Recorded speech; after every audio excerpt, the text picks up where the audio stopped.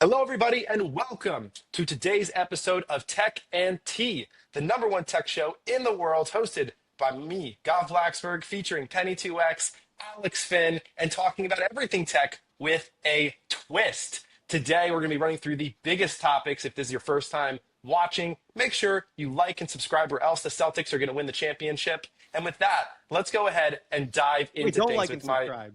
don't like it to subscribe. No. Okay, we'll see what happens there. But let's talk about it. Kicking it off with the biggest story of the past 2 weeks: DeepSeek, really the AI revolution slash war that is happening between the United States, China, the world as a whole. Let's kick it off. Alex, when you saw this right off the bat, what were your immediate thoughts? I'm pumped. And listen, I'm the first guy to go America rules. I love America. It's the best. I'm pumped about this. Listen, what makes America so good? What makes America so good is we welcome competition, right? And we haven't had any competition up to this point. Europe, useless. They haven't given us competition in anything in what, 30 years? So finally, we have some competition when it comes to AI. I feel like the AI companies were getting a little lazy. OpenAI, they keep releasing new models, but are they any different? I don't know. DeepSeek comes out, open source, which is incredible, just as good as O1. So now it's lighting a fire under, Sam Altman's ass. You see his tweets he's put out. He's put out tweets like, oh, we're going to put out better models. We're going to do better than this. Maybe we'll open source now. Maybe we'll put, the reasoning into the model. And they weren't going to do that before. They weren't going to open source it before. They weren't going to put reasoning in, the chain of thought into the model. And now that China's come in and put in DeepSeek and is doing all that, that's competition. So do I want America to win? Yes. Does it stink that China's beating us? Yes. But I feel like it's lit a fire and been a wake-up call for us, and it's going to make us much better as a country and our technology overall. Did Sam say he was going to open source it? He said it's something he's going to talk about internally with his team. He put it in one of his tweets. So, it's better than what he was doing before, which is pretending like open source didn't exist. Yeah, I'm also super excited to see China enter the mix. Competition is what's up. Merit is what makes America great, and we're not going to be great if we're not really competing against anyone. I think the chain of thought is an incredible advancement. It's so useful when you're entering a prompt into these UIs to see how it's thinking through the problem. It can help you create a better prompt. You can understand, maybe what it misunderstood when it went off track. So to see that exposed is so super cool. I'm getting into doing a lot of programming with AI right now, and my understanding is that DeepSeek is pretty good at code. Also, it's so cheap, right? I don't think Alex hit on the fact that not only was this outperforming O1 in a lot of ways, but also it's on a free account, right? Like you could just go on and use it. And I was using it a lot, and I didn't run out of tokens.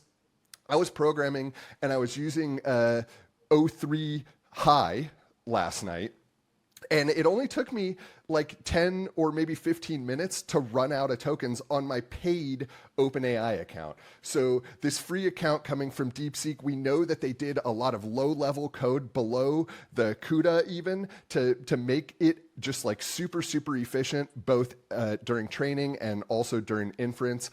A lot of that is open source. So we're going to see a lot of the other AI companies benefit from what they released. I love it. It's another option to go out and test what this is capable of. It also, my favorite part of all is that it scared a lot of people in the United States, right? Like I've been trying for a bit now to get people understanding that this is a race, and if we lose this race, it could be the end of the United States.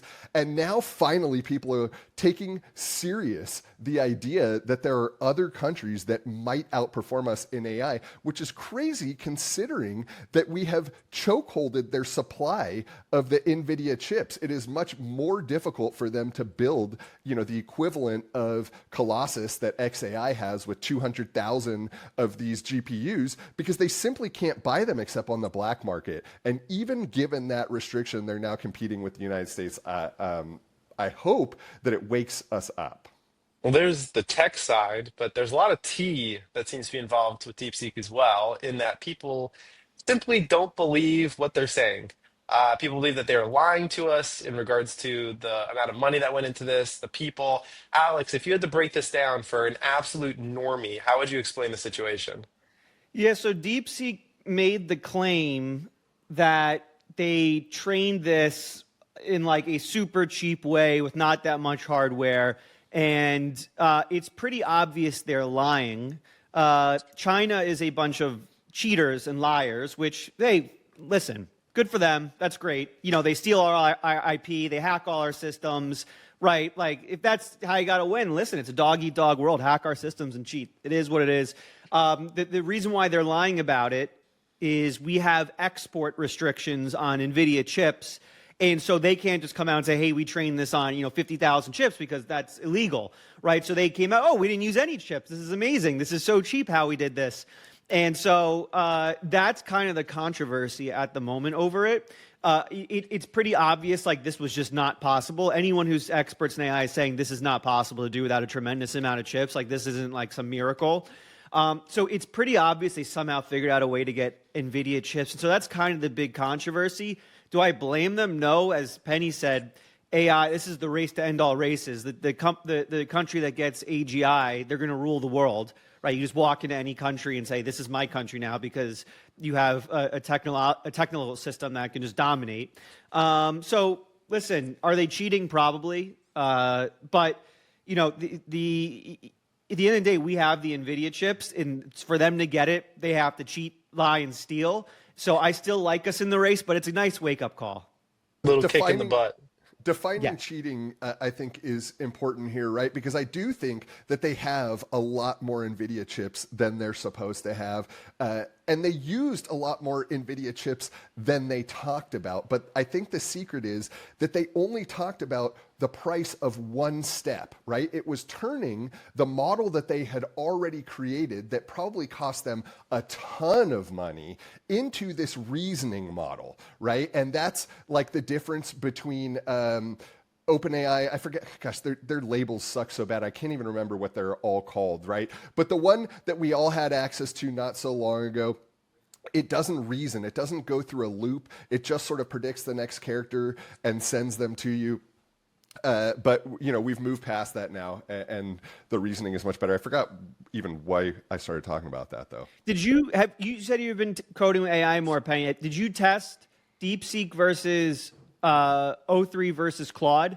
I'm using O3 High and Claude right now. I haven't used DeepSeek yet for programming, but I'm absolutely going to do that today. I just started doing this yesterday, dusting the rust off of my keyboard and starting programming again. So I want to mess with DeepSeek. My understanding is that it was like roughly as good as O1 for programming, and that's phenomenal, right? So I'm excited to see where it goes. Like I said, with OpenAI, I ran out of tokens really fast. So if I'm able to, sort of jump between Claude for some period of time until I run out of tokens, and then DeepSeek for some period of time, I can stay on free plans or cheap plans at least, and get a lot of throughput out of this. I'm going to be honest. I tested all of them, and I keep coming back to Claude. I keep finding Claude is, at the end of the day, the best kind of pair programmer to use, even though I feel like Anthropic hasn't made an announcement about Claude technology in like a year and a half now. I still keep coming back to Claude for programming. It always has the best, most human outputs.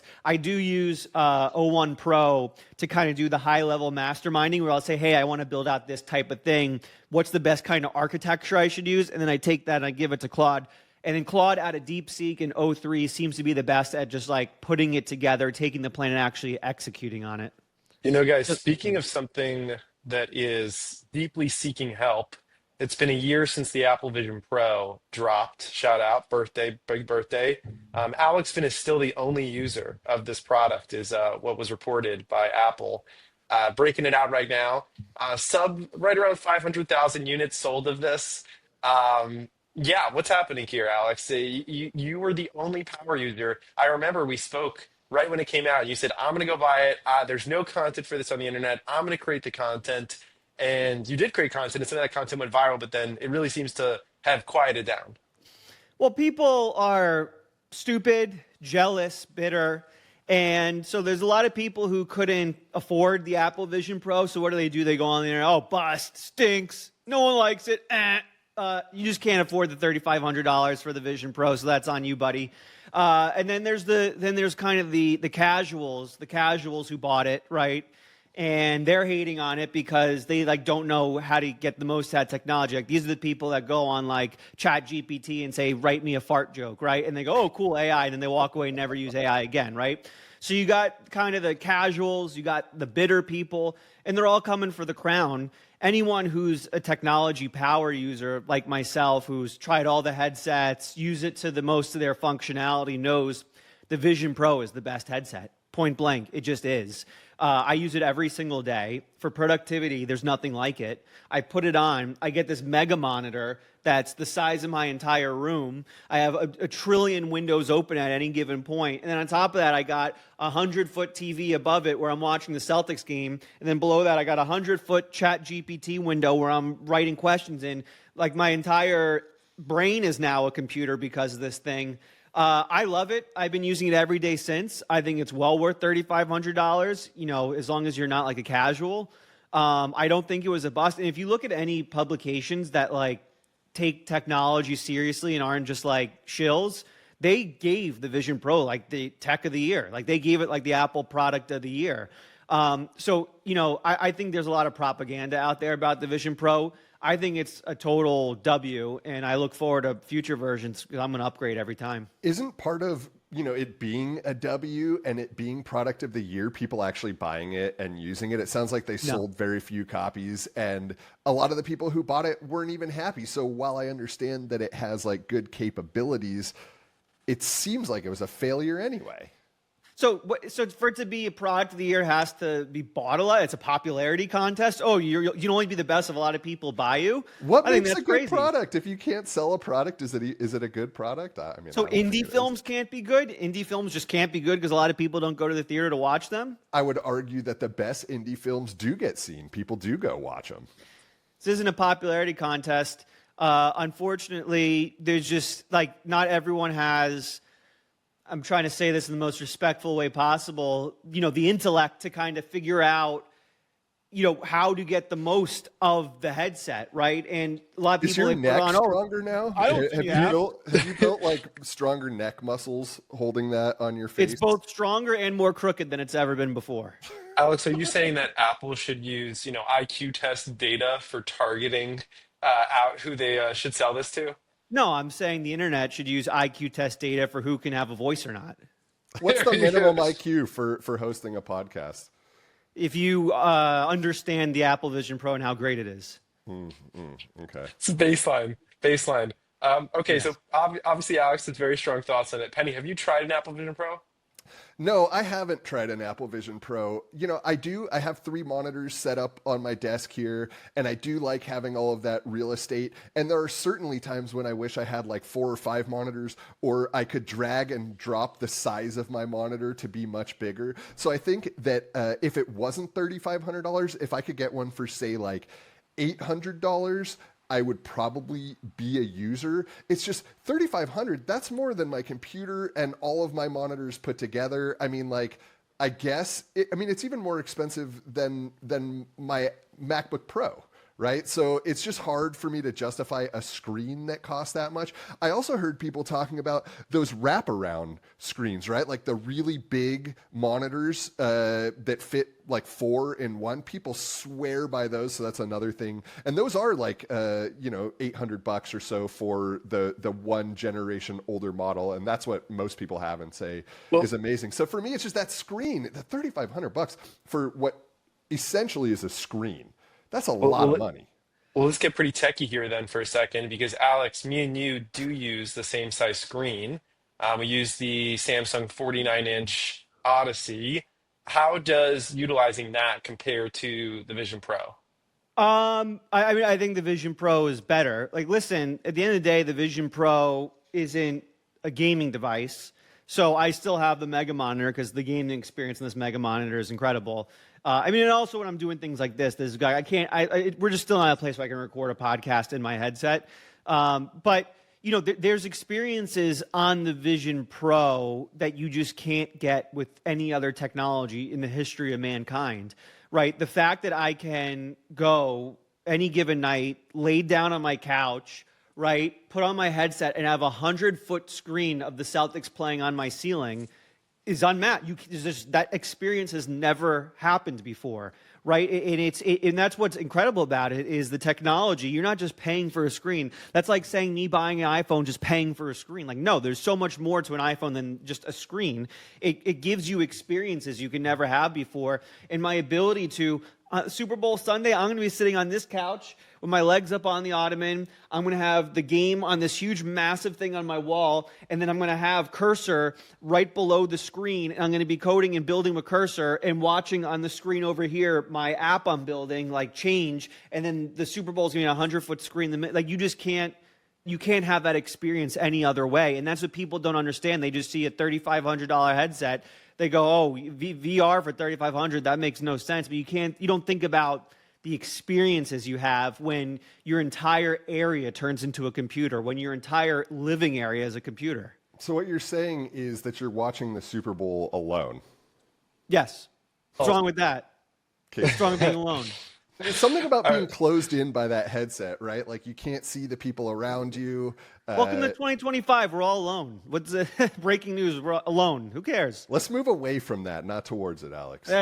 Bad news for you. We're only getting closer, baby. AI is taking over. Everyone's going to have AI friends. Loneliness is here, man. Not going away.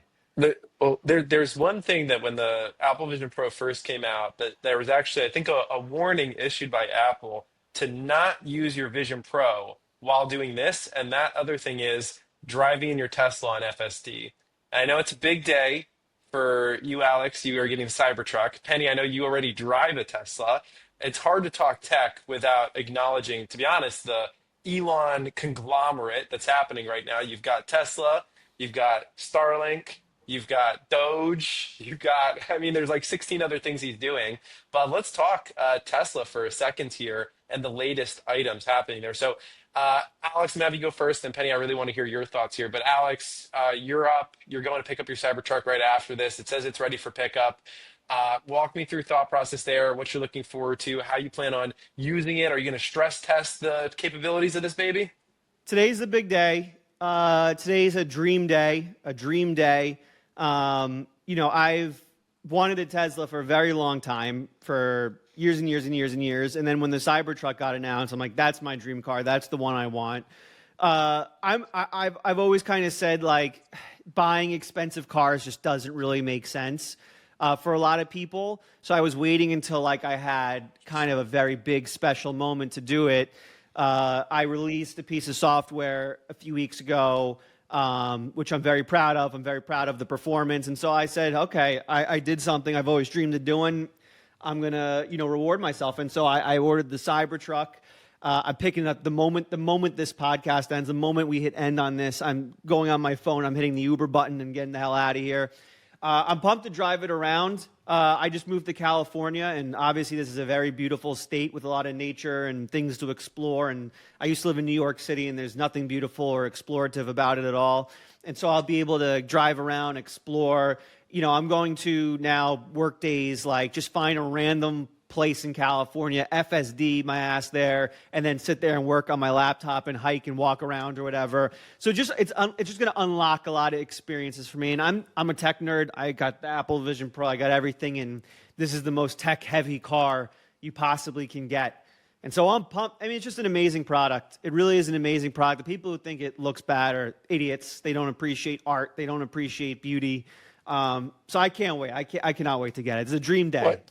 Why is Cybertruck over like a Model S or one of the others? Well, the Model S, my previous dream car was the Model X. I loved the Model X. I loved the doors, the screen, the interior. The issue is they haven't updated the S or the X in a long time, and they're now, I would say, technically very behind the rest of the fleet. Cybertruck is the cutting edge of technology. The steer-by-wire, the size of the screen, the interior and the way it's designed. Everything about it is just on the cutting edge of Tesla technology. Even with the Model Y just coming out, it's better than that. But the S, I'm going to be honest, I'm not a sports car guy. So I wanted the X, which is like a really cool SUV. But they haven't updated the tech in a long time, and maybe I'll consider it when they update the tech. But the Cybertruck, like, you test drive and you're like, wow, this is the most technically insane car ever. The way it steers, the way it drives, everything about it is just next level. car. So I'm pumped. Plus, it's bulletproof. So when you get the AI content haters, Yeah. coming after you, you're safe. For which there are many. Yes, I'm very safe now. And hey, listen, I'm right outside San Francisco, so I got to be safe as well. You've I, driven I got a one? question. I got a question about the AI contentators that I'm going to throw at you in a second, Penny. But before that, any thoughts in general here on the Tesla side of things? Yeah, so I got the latest version of the Hardware 3 FSD on my AI 3 Model 3 yesterday, and immediately I noticed how much smoother it was, right? So the folks on the newer models of Teslas, out in say the past year and a half or so, they all have hardware 4. They've all been using FSD version 13 for some time now, and I've had to like sit there jealously as they go from their driveway to the destination with no interruptions. Now I have that feature on my car, even on the older hardware. It's much smoother than it was before. It's incredible how much that software has got better over the roughly that I've been using it since I got my car.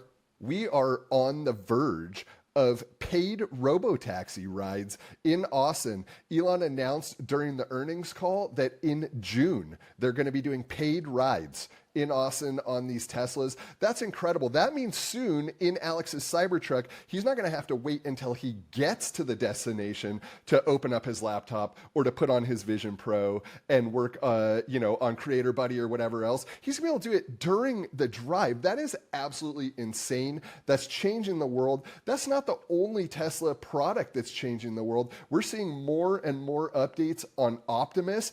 We're going to see thousands of Optimus this year. I was in LA with about 20 of them last year. I got served a drink by Optimus. I got served a cookie by Optimus. I got to dance with Optimus. These are real, right? And now there's not just 20 of them. There's going to be thousands of them this year, tens of thousands of them next year, and potentially hundreds of thousands of them the year after that. So I'm like super pumped. This is the future that I've been waiting for since I was a kid. I wrote blogs about this time when robots are taking over the world and automation is changing everything. I did that like 15 years ago. So, a bit ahead of the curve on seeing this coming, but now it's here and everyone is not going to have a choice or a chance to do anything except for notice it. I think, in 2026, 2027, 2028, everything about the way that we live is going to be different. And, it's going to be self-driving and it's going to be robots, and Tesla is going to be right at the center of all of those changes. Is Optimus going to be the first product that can recreate itself? Well, it's not going to be able to manufacture its parts, right? And I think that is a qualification for can it build itself, right? Like it's not going to be soldering and bending metal and doing all of those different things. So I think it's still going to require other robots. But once all of the parts are manufactured, I think Optimus will be able to assemble itself. And that's huge, right? That means that once the parts come out of the factory, there doesn't need to be a human involved, and Optimus can create its successor. I think that's absolutely insane. It's nuts. All right, let's talk about the AI haters for a second. And I'll get your opinion first, Penny. So, Alex, obviously a polarizing figure in the X community, known for his love of organic, original content that stimulates the mind, but also a AI and algorithm thought leader. And he's combined the two, and that's created some ire, some might say. Penny, as the outside observer, what's your thoughts on this? Well, okay. I have very mixed feelings about this, and I think it all depends on the implementation and how you go about it, right? So I'm building a thank you card for Doge right now. The kids who are in the White House saving Americans tons of money, cutting things like Politico subscriptions out of our budget, right? I want to send them a thank you because they're also getting attacked. I'm using a ton of AI to do that, and I think it's going to be a really cool, valuable piece of content when I'm done. I'm using AI to write code, but I'm also heavily prompting that AI. A lot of things are coming directly from my brain, right? I also used AI to generate art. that I'm going to be using in that thank you card. So like there's a picture sort of in anime style of Doge in the White House, with a laptop on their lap and a spreadsheet scrolling down. I used AI to build that too, right? But it was my own original idea. It's like a more leveraged brush that I'm using, right? Whether it's to generate code or to generate images. At the end of the day, the idea was mine, and I'm just fleshing it out using AI. I'm helping it speed me through the process. That is different than running a robot that you literally have like nothing, no input, and it's just replying to a bunch of different big accounts to get impressions or to get likes or to get engagements or whatever, right? I think that is almost unforgivable. I have no desire whatsoever to see those comments on my profile. I have no desire to interact with those people. I don't want to be distracted. I don't want that notification in my inbox, right? Social media to me is about connecting with people, and like if it's not a real person, then what's the point?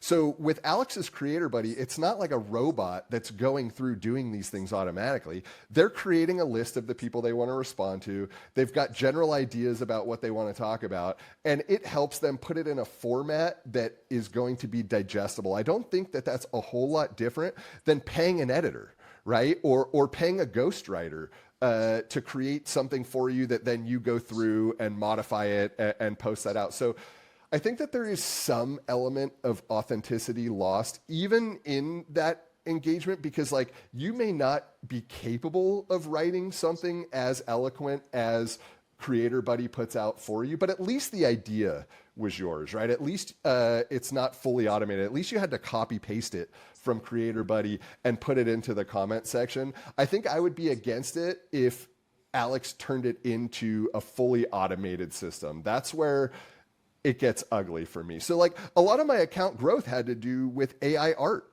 I mean, am I an artist? Am I not an artist? I don't know. Anyone can go in and prompt Midjourney or Grok or any of these programs. Some people have a lot more success than others getting people interested in the output of those, right? So I still think that there's artistry in the prompts.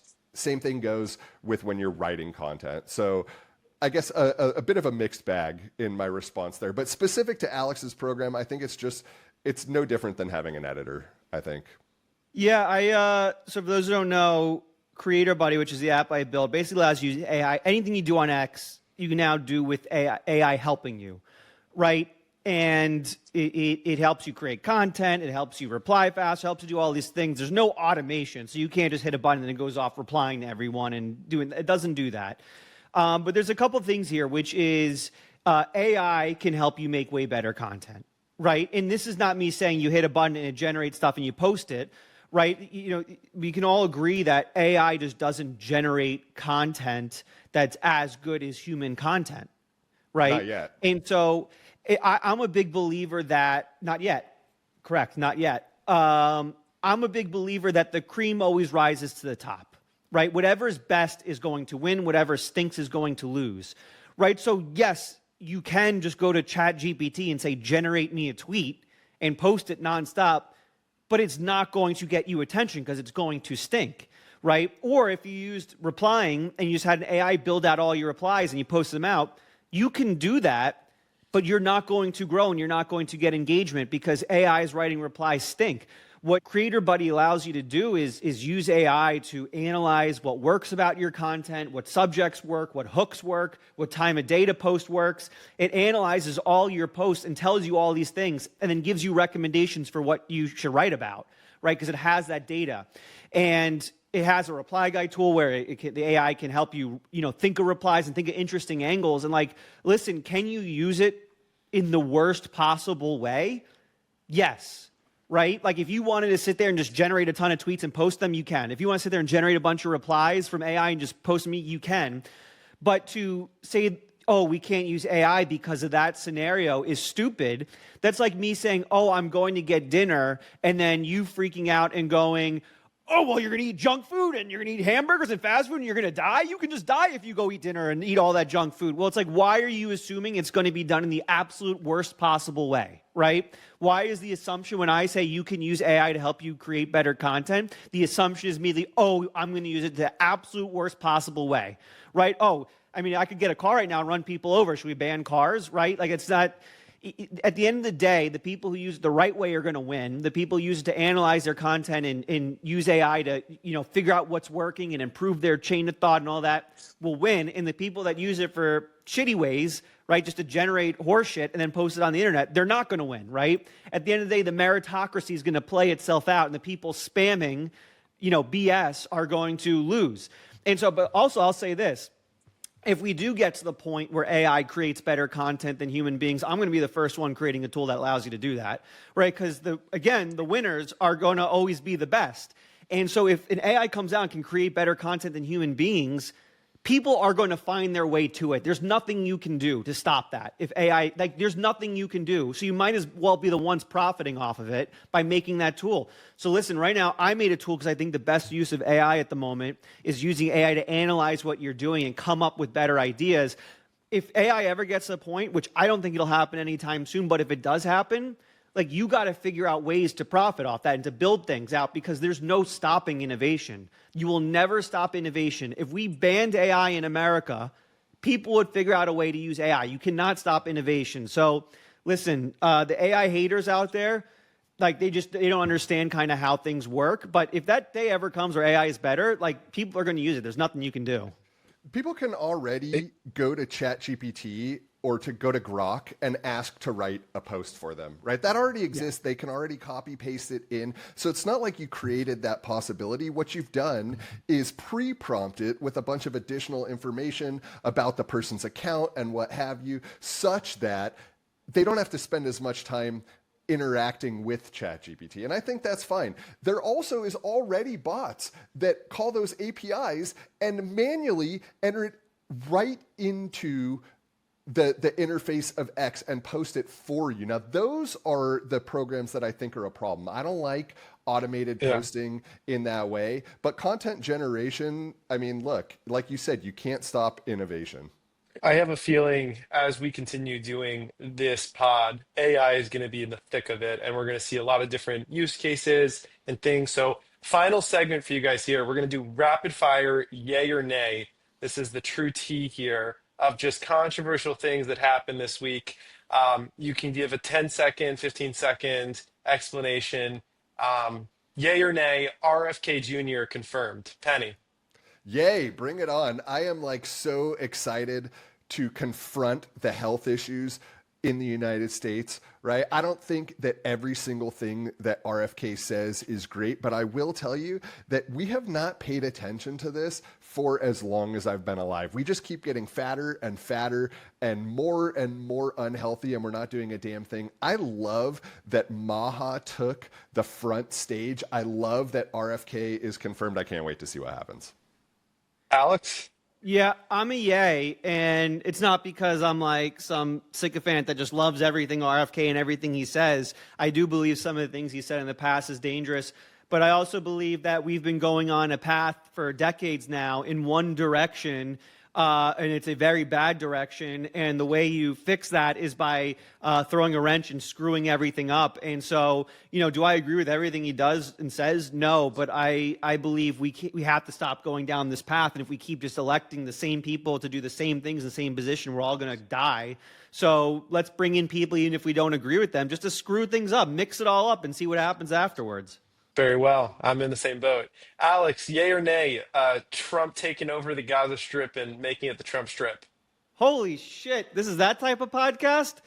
I believe we should be focusing on America and making America amazing. I believe conquering and taking over other countries and territories. Let's get out of $36 trillion of debt. Let's get out of the 36 trillion. Let's get, people getting them stop addicted to. Let's get the homeless off the streets. Then we can talk about, colonizing the rest of the world. I'm a yay on this one, and it's not because I necessarily want it to happen, right? I agree with Alex that we should be focusing on issues in the United States, but look at what happened in the Panama Canal. Now the United States does not have to, for government ships, pay to go through. And that's because we were going to make it the American Canal, right? That's probably not actually going to happen. Look at what happened with Mexico. Look at what happened with Canada.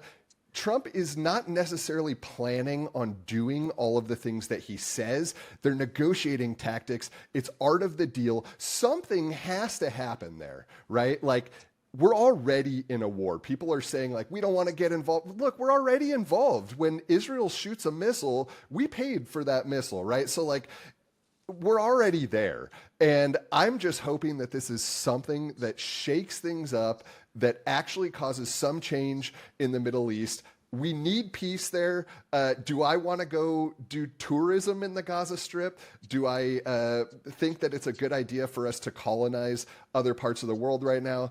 Not as much. It's a delicate situation, that's for sure. I can appreciate that. All right. Final question. We've mentioned a few times this episode we did ourselves, and I had so much fun. This was a lot of free flowing. I actually gained some insights into different things that you guys think about. I hadn't really had a chance to ask you about beforehand. But moving forward, we want to have some amazing speakers. Alex, not saying that we're necessarily going to have these people, but give me 2 or 3 people that would be peak moment of existence if we can get them on here from the tech world and have some great conversations with them. That's a really good question that I was not prepared for. I mean, if we can get him from the tech world, this would obviously be amazing. I think Alex Karp is the man of the moment at the moment, and I would love to be able to speak to him. The video they just put out of him talking to individual shareholders was iconic. I think that would be incredible. Who else? I'll get Franz on here from Tesla. I want to talk about the Cybertruck design because I'm about to pick that puppy up, and I want to hear all about how he came up with it. It's amazing. I think it'd be a lot of fun to get Jason Calacanis on the show, right? Why not bring in the biggest pod like this and sort of get talking to him? I think that'd be fun. Obviously, pie in the sky, man. At some point, let's get Elon on this show. Yeah, absolutely. Elon, Karp, Jason, these are all great. I know we've had some initial thoughts around also CEO of Perplexity AI. Kathy Wood, I think, would be a great fit for what we're doing here and many others. So the goal for the audience, just so you know, is we don't necessarily want to bring people on to interview them, but we want to bring them on to talk tech and spill some tea with them at the same time. Thank you so much to everyone that tuned into this one. Thank you to our producer/editor, David Carba. Thank you, Charles, for the operation side. Thank you, Evan, Stock Market News, for helping with the content, as well as Sam. Shout out to my co-host/speakers on here, Alex and Penny. This was amazing. We'll be back with another one next week. Have a great one, everybody. Take care.